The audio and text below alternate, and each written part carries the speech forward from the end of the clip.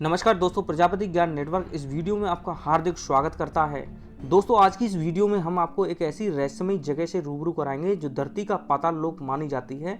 और सबसे ज़्यादा हैरानी की बात तो यह है कि यहाँ सूरज की किरणें भी नहीं पहुँचती हैं।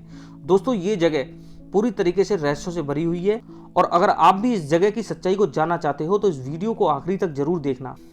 दोस्तों, भारत में कई धार्मिक पुराणों में स्वर्गलोक और पाताल लोक की कहानियां सुनने को मिलती हैं। कहा जाता है कि स्वर्गलोक में देवताओं का वास होता है और पाताल लोक में राक्षसों का निवास होता है और इन दोनों के बीच में हमारी पृथ्वी है जहां मनुष्य निवास करते हैं। दोस्तों, स्वर्गलोक और पाताल लोक से जुड़ी बहुत सी कहानियां हैं, मगर किसी ने भी इन दोनों लोगों के दर्शन नहीं किए हैं, मगर इसकी कल्पना आप में से बहुत लोगों ने की होगी। दोस्तों, स्वर्गलोक देखने में कैसा होता है ये बता पाना तो बहुत मुश्किल है, लेकिन पाताल लोक के बारे में हम आपको थोड़ा बहुत बता और दिखा भी सकते हैं, क्योंकि दोस्तों भारत में ही एक ऐसी जगह है जिसे धरती का पाताल लोक कहा जाता है। दोस्तों, मध्य प्रदेश के छिंदवाड़ा जिले से लगभग 80 किलोमीटर की दूरी पर यह स्थान बसा हुआ है। सतपुड़ा पर्वत श्रृंखला की गोद में स्थित यह जगह प्रकृति का अनूठा उपहार माना जाता है। धरातल से 3000 फुट की गहराई में बसे इस क्षेत्र को यूं ही पाताल लोक नहीं कहा जाता है। दोस्तों, शहरी चकाचौंध से कोसों दूर पातालकोट में ना तो आपको ऊंची ऊंची इमारतें देखने को मिलेंगी और ना ही हाई प्रोफाइल लाइफस्टाइल देखने को मिलेगी। दोस्तों, इस पहाड़ी के नीचे जंगलों से घिरे इस पातालकोट में 12 गांव बसे हुए हैं। यहाँ की आबादी का सही आंकड़ा तो नहीं पता है, लेकिन लगभग 2000 के आसपास लोग इस जगह पर निवास करते हैं और इस घाटी में रहने वाले लोग गौंड और भारिया जनजाति के आदिवासी हैं। दोस्तों, इस पातालकोट के कुछ गांव तो ऐसे भी हैं जहां कभी सूरज की किरणें भी नहीं पहुंचती हैं। यहाँ धूप ना होने के कारण यहाँ का नज़ारा घिरे हुए बादलों जैसा लगता है और कुछ गांव तो हमेशा अंधेरे में ही डूबे रहते हैं। वहीं जिन गांव में धूप पहुंचती भी है तो केवल 2 घंटे के लिए ही उजाला होता है। दोस्तों, पातालकोट से जुड़ी एक पौराणिक कथा के अनुसार कहा जाता है कि रामराज के समयकाल के दौरान जब भगवान राम और रावण का युद्ध हो रहा था तो रावण का पुत्र मेघनाथ भगवान शिव की आराधना के लिए इसी स्थान पर आया था और जब इस बात की खबर हनुमान जी को लगी तो वे अपनी वानर सेना के साथ यहाँ पहुंचे और मेघनाथ की तपस्या को भंग करा दिया था। इसलिए यहाँ इन पहाड़ी जंगलों में रहने वाले ये आदिवासी लोग भगवान शिव और मेघनाथ की पूजा करते हैं।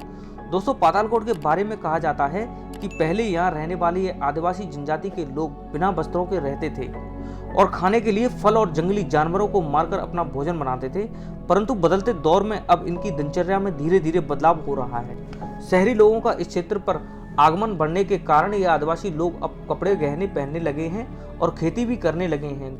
दोस्तों, आपको बता दें कि पातालकोट के किसी भी गांव में आज भी बिजली की सुविधा नहीं है।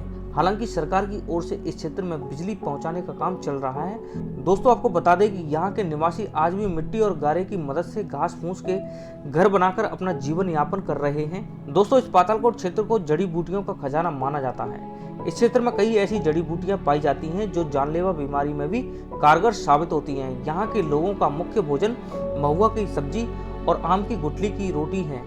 दोस्तों, पातालकोट में सबसे ज्यादा सम्मान वैद्य को दिया जाता है, जिसे यहाँ की भाषा में भूमिका कहा जाता है।